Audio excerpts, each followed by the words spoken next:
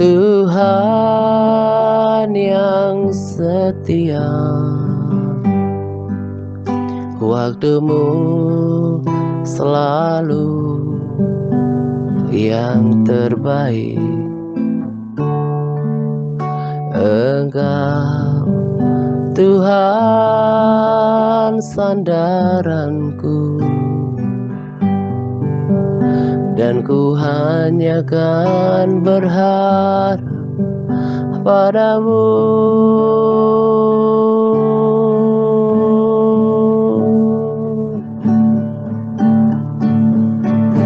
Engkau Tuhan yang setia, waktumu selalu yang terbaik. Engkau Tuhan sandaranku, dan ku hanya kan berharap padamu.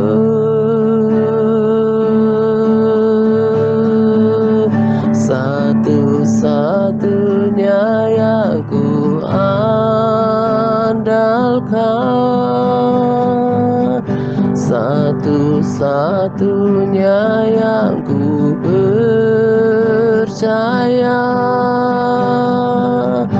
Engkau sumber kekuatan, sumber pengharapan, sumber kedamaian.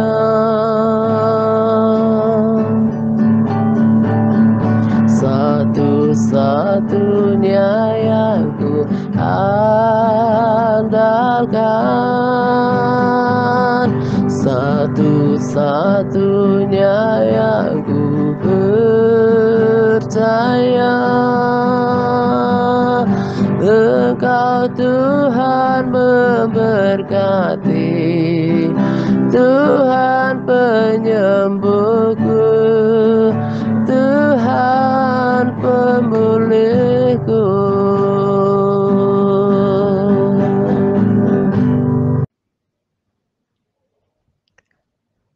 Shalom semuanya. Selamat pagi dan salam damai sejahtera untuk kita sekalian. Pada kesempatan ini saya akan berbagi sharing seperti biasanya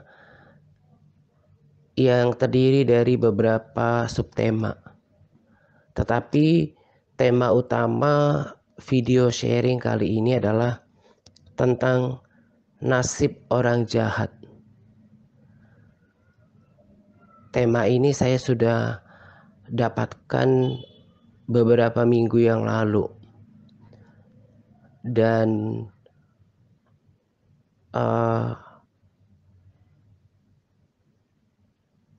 tepat sekali ada kejadian kecil belakangan ini yang seolah meneguhkan dan menguatkan hati saya untuk menyampaikan juga tentang topik ini belakangan ini gitu ya. Jadi ada sebuah peristiwa kecil yang seolah meneguhkan atau menguatkan hati saya untuk sampaikan tentang topik ini dalam sharing saya. Tetapi sesungguhnya namun sesungguhnya bahwa saya membuatkan sharing ini bukan seperti bertujuan untuk counter orang tersebut gitu ya, untuk menghadapi orang tersebut, sama sekali enggak. Saya sangat bersyukur untuk proses Tuhan dalam segala aspek kehidupan saya, salah satunya dalam hal ini gitu ya. Bagaimana semakin memiliki kecakapan untuk menghadapi orang-orang yang annoying gitu ya, yang mengganggu gitu. Dan itu tidak terjadi dengan sendirinya, by proses gitu ya. Sama seperti ketika kita punya kerinduan dan berdoa kepada Tuhan supaya kita menjadi orang yang sabar, itu nggak instan.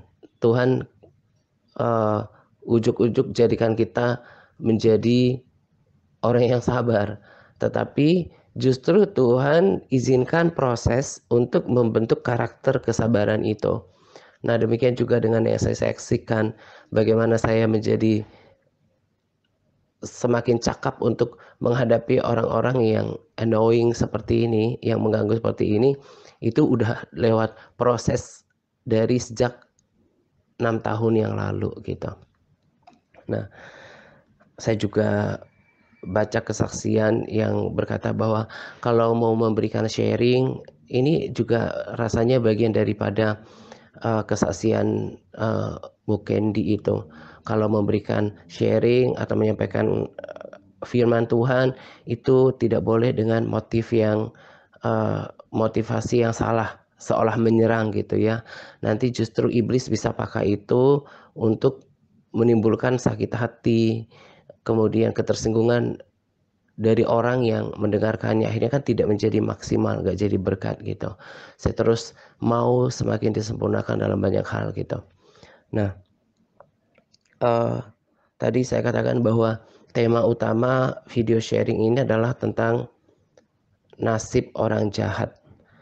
Nah, tadi kan saya katakan bahwa seperti biasanya ketika saya berbagi sharing pada video-video sebelumnya, saya tidak hanya menyampaikan satu subtema. Memang ada tema utama, ada pesan pesan utama, tapi ada hal-hal lain yang suka saya singgung kan. Nah, tapi selama ini langsung dibuatkan saja itu hanya dalam satu video. Nah, tapi ketika pagi hari ini ketika saya prepare sharing ini, Tuhan memberikan saya hikmat. Saya percaya Tuhan yang memberikan hikmat. Karena bagi saya sangat sederhana untuk menilai segala sesuatu yang dari Tuhan. Kalau menimbulkan damai sejahtera, menimbulkan kekuatan, membangkitkan semangat, kebaikan, terutama kebenaran dan seluruh firman Tuhan, itu pasti dari Tuhan gitu. Nah, jadi ketika saya prepare sharing ini, saya diberikan ide untuk nanti ketika dibuatkan video di YouTube ini dibuat penggalan-penggalan gitu. Terinspirasi juga sih dari salah seorang hamba Tuhan, oknum hamba Tuhan yang suka saya ikuti videonya, kan ada penggalan-penggalan videonya gitu ya. Nah, itu juga akan membuat video sharing semakin rapi, kemudian penyampaian pesannya lebih terfokus. Lalu satu hal lain lagi adalah bahwa bagi mereka yang kelihatannya masih ogah-ogahan untuk mendengarkan sharing firman Tuhan, maka dengan melihat durasi yang pendek, mereka lebih tertarik untuk menyaksikannya gitu ya. Jadi ini hal yang baik. Jadi nanti ke depan video di YouTube, jadi akan ada dua macam video. Jadi akan ada video utuhnya, lalu ada video penggalannya dalam berbagai subtema gitu. Tapi untuk kita yang di grup WA yang pemuritan, ada lagi rekamannya sehingga mempermudah kita yang terkendala dalam jaringan internet gitu ya. Nah, oleh karena itu bagi siapapun yang mendengarkan sharing saya ini di sosial media, entah di Facebook, di grup Kristen yang ada di Facebook atau di channel YouTube kami, maka sangat menguntungkan kalau saudara berada di grup WA The Rapture Church juga, karena lebih lengkap, lebih utuh penyajiannya gitu ya. Nah, sekarang saya mau sampaikan subtema pertama yang di waktu-waktu yang lalu saya suka sebutkan sebagai pendahuluan gitu ya. Kalau dalam beberapa sharing, terlebih ketika kita mendengarkan baru saja mendengarkan rekomendasi video, di awal juga suka saya berikan pengantar sharing beberapa penekanan atau penajaman atau penegasan video gitu kan. Nah, jadi di bagian pertama ini saya akan bagikan subtema pertama tentang apa yang saya dapatkan dari Tuhan ketika berdoa pagi beberapa hari yang lalu gitu. Saya kurang begitu ingat harinya tepatnya, yang jelas minggu yang lalu gitu. Saya bagikan ini juga dalam sharing karena sudah beberapa kali saya katakan bahwa sumber dari sharing yang saya sampaikan adalah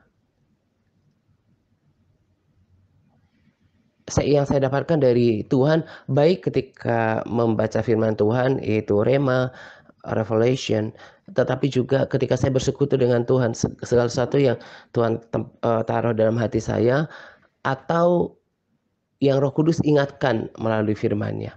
Nah, kali ini adalah firman Tuhan yang saya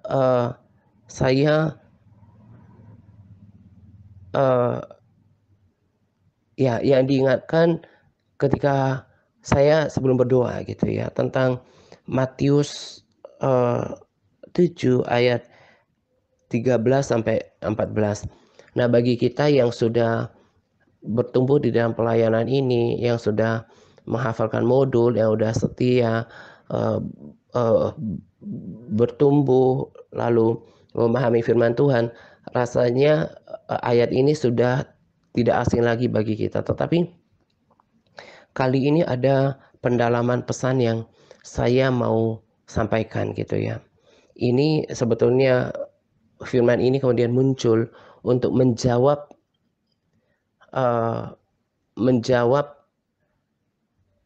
setiap rasa prihatin, rasa kasihan terhadap kebanyakan orang Kristen yang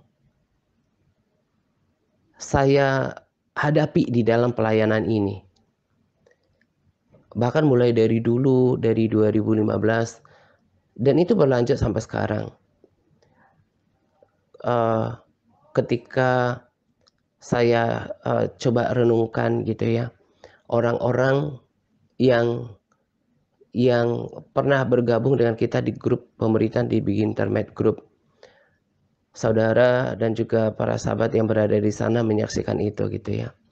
Kita perhatikan ada orang-orang yang tadinya sudah bergabung di grup pemberitaan, bahkan sudah mengambil komitmen untuk melakukan paket aktivitas rohani yang terdiri dari komitmen diri untuk baca firman, untuk berdoa, memuji dan menyembah Tuhan, memiliki jam-jam doa yang teratur, bahkan berpuasa gitu ya. Tapi akhirnya kita bisa saksikan sama-sama ada yang undur secara teratur dan jumlah mereka lebih banyak daripada mereka yang setia. Dan itu terjadi dari sejak dulu. Terlebih ketika ketika akhir 2017 kami mengaktifkan PAR ini. Memang seperti yang saya katakan di waktu-waktu yang lalu, saya belajar untuk legowo aja dan lebih merelakan orang-orang yang seperti ini, karena tempo hari kan saya katakan bahwa sebetulnya gak pengen di dalam hati saya kehilangan orang-orang yang udah pernah dikenal gitu ya, apalagi udah ambil komitmen untuk melakukan PAR disertai laporannya. Tapi di tengah keprihatinan, rasa kasihan itu, saya juga harus bisa relakan mereka gitu, karena pilihan itu kan ditentukan oleh setiap orang. Nah, ketika saya ingat, saya hal-hal seperti ini selalu ada di dalam pikiran saya. Dari orang-orang yang dari dahulu pernah saya kenal, bahkan sekalipun mereka ada di salah satu grup WA, entah itu di sharing group atau di big internet gitu ya, atau mereka udah keluar gitu. Mereka selalu ada dalam pikiran saya gitu ya, nggak serta-merta menjadi lupa. Bahkan ada beberapa yang kemarin orang-orang lama yang kami bersama tim admin undang mereka lagi ke sharing group. Bagi saya, sekalipun mereka tidak berkomitmen untuk melakukan PAR beserta laporannya, paling tidak kalau mereka dengarkan rekaman pujian penyembahan dan sharing itu, ada yang nempel lah di otak mereka gitu ya, ada yang tertinggal di dalam hati mereka gitu. Nah, saya ingat mereka ini, saya rasakan prihatin gitu ya. Firman Tuhan ini menghiburkan diri saya. Di Matius 7 ayat 13 sampai 14 seperti yang saya katakan tadi. Masuklah melalui pintu yang sesak itu, karena lebarlah pintu dan luaslah jalan yang menuju kepada kebinasaan, dan banyak orang yang masuk melaluinya. Karena sesaklah pintu dan sempitlah jalan yang menuju kepada kehidupan, dan sedikit orang yang mendapatinya. Nah, ini bagi kita seperti yang tadi saya katakan yang udah hafal modul, udah review berkali-kali, ini kayak kata-kata yang udah uh, uh, biasa gitu. Nah, tetapi ketika saya baca Matius 7 dan ayat 13 dan 14 ini dalam versi yang berbeda, saya bersyukur gitu ya. Kalau mungkin ada beberapa orang yang nggak terimaan dengan perkataan saya yang yang tegas, bahkan cenderung keras gitu ya. Mengingat saya mungkin masih muda dan nama saya dan pelayanan ini tidak sehebat orang-orang senior di luar sana. Mungkin ada yang merasa atau berpikir bahwa kamu itu salah mengerti gitu ya. Tapi kita coba lihat di Matius 7 ayat 13 versi bahasa Indonesia masa kini, BIMK. Nanti dilihat di note pada capas ya. Dikatakan bahwa masuklah melalui pintu yang sempit, sebab pintu dan jalan yang menuju ke neraka besar dan lebar, dan banyak orang yang melaluinya. Ayat 14, tetapi sempit dan sukarlah pintu dan jalan yang membawa orang kepada hidup, dan hanya sedikit orang yang menemukannya. Versi yang kedua dari terjemahan sederhana Indonesia edisi 2.5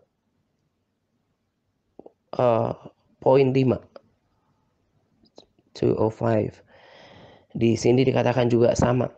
Untuk menuju hidup yang selama-lamanya, lewatlah pintu sempit. Karena pintu gerbang ke neraka itu besar dan mudah dilewati, dan banyak orang yang masuk ke gerbang itu. Sedangkan pintu menuju hidup yang selama-lamanya sempit dan sukar dilewati, dan yang sedikit orang yang mau mencari serta menemukannya. Jadi selain saya bold, saya uppercase juga untuk memberikan double uh, uh, penekanan gitu ya. Apalagi untuk mereka yang di Facebook suka kalau yang di bold seperti ini kan mereka nggak dapat. Kalau di Facebook itu kalau kita bold harus pakai tagar, itu harus disambung-sambungin dengan spasi, agak ribet. Kalau di WA kan tinggal kita kasih bintang di awal dan di akhir kalimat itu jadi gitu. Nah, jadi saya sengaja buatkan ini supaya penekanan buat semua orang. Nah, tadi saya katakan mungkin ada orang yang berpikir bahwa bisa-bisanya kamu aja yang bilang kebinasan itu neraka gitu ya. Sementara sebetulnya kan kalau orang bicara tentang neraka itu lebih paham kondisi neraka daripada sekedar kata kebinasaan gitu. Nah,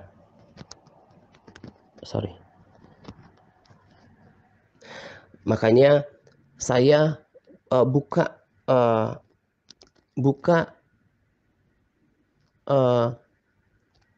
versi lain yang lebih menekankan kata neraka. Untuk kita betul-betul serius menjalankan kekristenan kita. Kalau ada yang membaca kesaksian yang penglihatan neraka yang saya sudah bagikan di grup The Rapture Church pada Facebook, di situ digambarkan tentang orang-orang yang bahkan orang Kristen itu sekarang ini ketika dalam penglihatan itu kan, itu baru awal tahun ini kan, itu jiwa mereka sekarang tersiksa di saat kita sekarang masih diberikan kesempatan untuk mendengarkan peringatan Tuhan. Dan betapa lebih lamanya siksaan yang diterima oleh orang-orang yang sudah meninggal terlebih dahulu, mereka yang meninggal di luar Tuhan dan yang tidak hidup dalam kebenaran, tidak hidup dalam tidak hidup dalam ketaatan, mereka hidup dalam kedagingan, ketidaktaatan. Terlebih atau termasuk nasib orang kaya pada kisah orang kaya dan Lazarus pada Alkitab itu. Dan jiwa mereka terus tersiksa, tiada henti siang dan malam, dan tiada akhir. Orang-orang yang masuk ke neraka itu jumlahnya lebih banyak. Sekarang ini saya sedang mengingatkan diri saya untuk rutin menyaksikan video kesaksian neraka dari YouTube, terutama dari It's Supernatural dari Sid Roth. Di dalam channel ini banyak sekali dibagikan video kesaksian tentang penglihatan neraka, tetapi juga video-video dari luar negeri, dari Amerika terutama, yang tentunya berbahasa Inggris, itu berbagi tentang kesaksian penglihatan neraka dan surga, tetapi lebih banyak neraka karena memang peringatan ya, dan Tuhan memang tekankan di sana untuk mengingatkan diri saya. Dan saya juga sampaikan kepada setiap kita, kalau merasa perlu dengan keselamatan jiwamu, sering-seringlah menyaksikan video peringatan seperti ini, bahkan disimpan di dalam filenya, karena ini menyangkut kekekalan gitu loh. Saya tidak sedang katakan kesaksian neraka oleh orang-orang yang di luar Amerika biasanya itu nggak berbobot, tapi kita bisa lihatlah lebih lengkap penyajiannya dengan video-video mereka, dan itu sangat membangun. Saya akan menyaksikannya untuk selalu mengingatkan diri saya. Nah, kembali kepada subtema pertama dari video ini. Tadi saya katakan bahwa ketika saya memperhatikan, mengingat mereka yang pernah dari dulu, dari 2015 pernah merasa diberkati dengan pelayanan ini. Mereka banyak yang berkata bahwa saya nggak dapatkan pengajaran yang seperti ini di gereja lokal mereka, termasuk dalam kesaksian yang masih para sahabat yang masih setia di church kan, mereka yang baca firman, tapi yang setia itu tidak banyak, yang memiliki konsistensi itu nggak banyak, yang mau berubah itu nggak banyak, dan yang bersungguh hati tetap ada dalam pertandingan iman itu nggak banyak. Firman ini, terutama dua versi dari dua ayat firman Tuhan yang singkat ini, udah jelas berkata, kebinasaan itu merujuk pada neraka.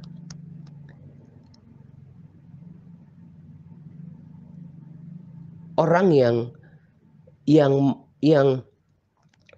mau, ya, di dalam terjemahan Indonesia sederhana Indonesia dikatakan ayat 14, sedangkan pintu menuju hidup yang selama-lamanya sempit dan sulit dilewati, dan hanya sedikit yang mau mencari sampai menemukannya. Itu yang terjadi. Nggak mau membayar harga untuk memiliki jam-jam doa yang teratur, apalagi mencari Tuhan dengan mengorbankan jam tidurnya. Tidak mau melewati jalan yang sesak dan sempit, pintu yang sesak dan jalan yang sempit, berupa pendisiplinan dirinya untuk tetap bersekutu dengan Tuhan, membaca firman Tuhan sekalipun rasa malas datang, rasa bosan mendera gitu ya, atau rasa capek yang menerpa kita gitu.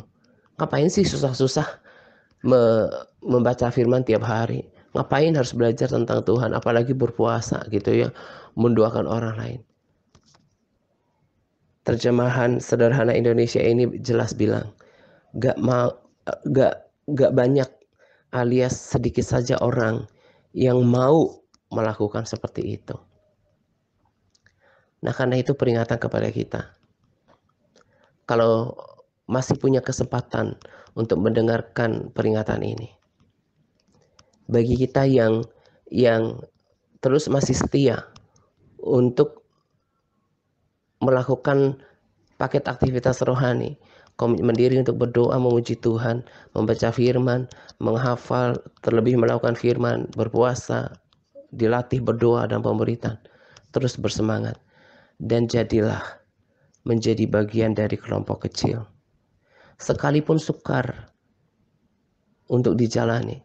Memang Yesus sudah katakan itu dari awal. Tapi nanti di dalam kekekalan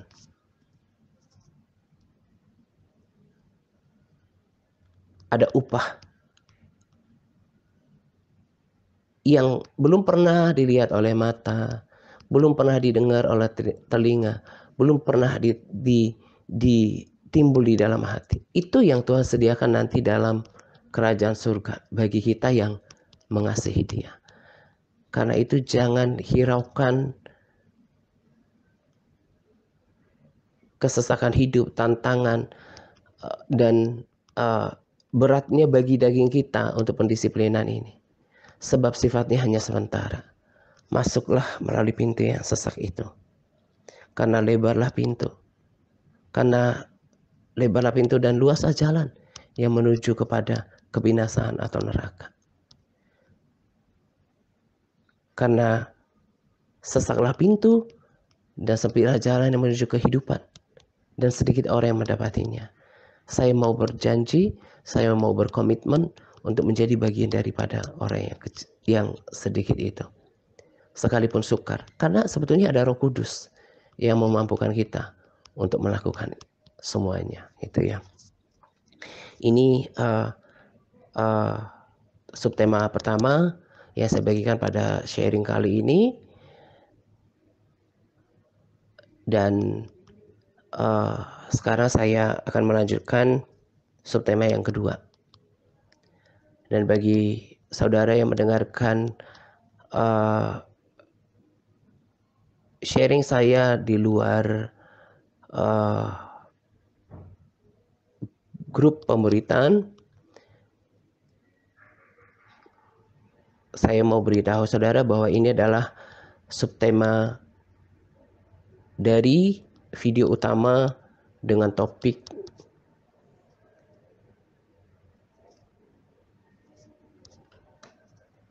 orang jahat, dengan topik saya ulangi, nasib orang jahat. Jadi jika saudara ingin mendengarkan sharing lengkapnya, saudara bisa saksikan video utamanya di YouTube kami, atau mendengarkan video-video penggalannya yang kami juga akan muat pada channel YouTube kami gitu. Satu-satunya yang ku andalkan, satu-satunya yang ku percaya, Engkau sumber kekuatan, sumber pengharapan, sumber kedamaian.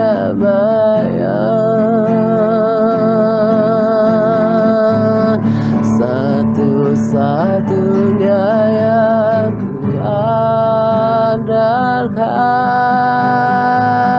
satu-satunya yang ku percaya,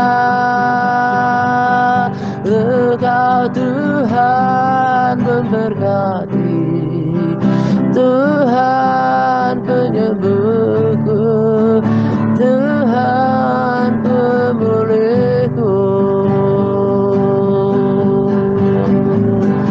Engkau Tuhan memberkati, Tuhan penyembuhku, Tuhan pemulihku. Engkau Tuhan memberkati, Tuhan penyembuhku, Tuhan